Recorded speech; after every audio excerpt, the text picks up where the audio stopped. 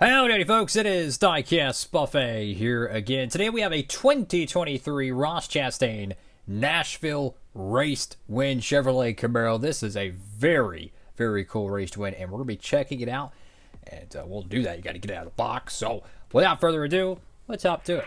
Alrighty folks, we're out of the good old box, and let's look into this diecast as we do a review on it. Let me tell you, this thing is so freaking cool. So already the paint scheme itself is just a fantastically well-designed paint scheme, and you can see the modern graphics to this car. Not only does it have a chrome lip around the door number, but you have this very nice modern transition and gradient pattern across the whole car. Very modern, very brand new, and it is a phenomenal paint scheme that he's actually won, I think, 2 races in, because he won the Phoenix race in a very similar paint scheme.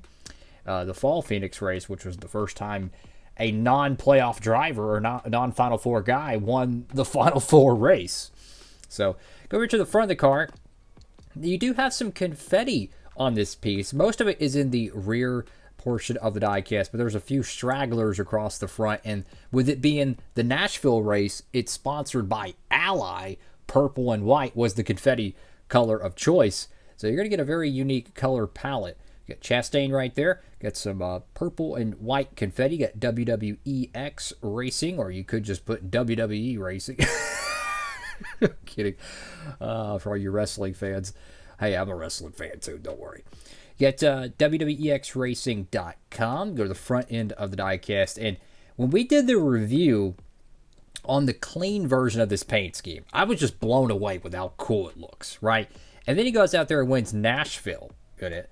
And when you see a great-looking race car win a Cup Series race, it is very, very cool. Sometimes I do root for drivers based on paint schemes. I'm just going to be honest with you. You know, if Brad Keselowski's driving an ugly-looking race car and he wins, that's a bummer. But if he's driving a great-looking race car and I'm not really a giant fan of him, I'm still going to be okay with it, because it's like, hey, it's a cool-looking piece.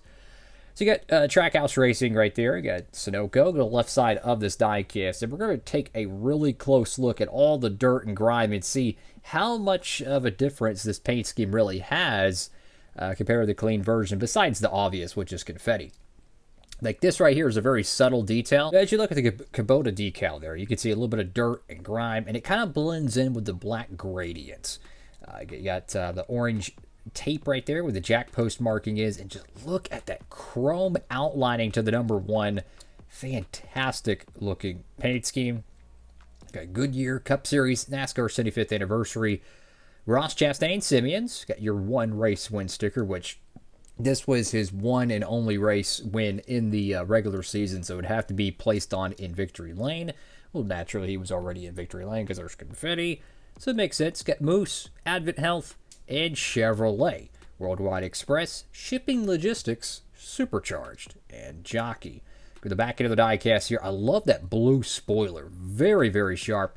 Got the Quaker State decal there. Camaro, WWEXRacing.com. Shipping Logistics, Supercharged once again, number 1. Go to the right side of the diecast here. Of course, pick this one up from our good friends at Circle B Diecast. And hey, if you want to save on shipping, you know, it's a diecast about shipping. You know what? Use that promo code. Take $6 off your shipping charge. That's usually half of a large order. You know, you buy 20 diecasts, shipping might be $12. Guess what? You get half off just about. So make sure to check out that promo code and help you save. So we're looking at the right side of the diecast here. Again, we can see just maybe a very faint amount of dirt and grime. Not much. It's a pretty clean race to win.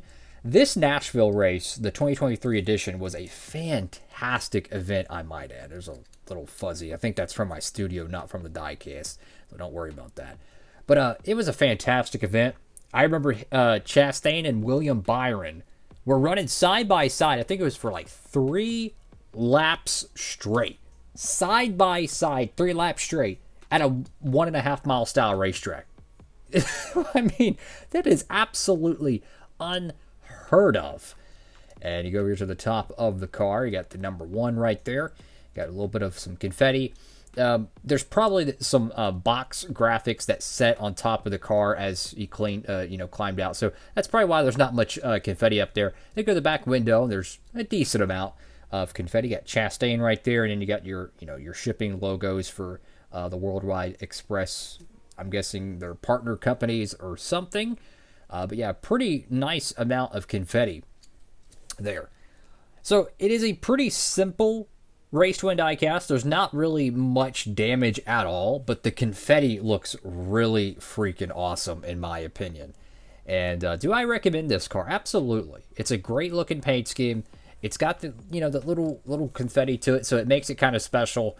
I don't know if the Phoenix win's going to get made, unfortunately. Part of me thinks it's a surefire shot that it's going to be in the NASCAR Authentics Winner Circle line. But we've been surprised before. You know what I'm saying? I would not be surprised one bit.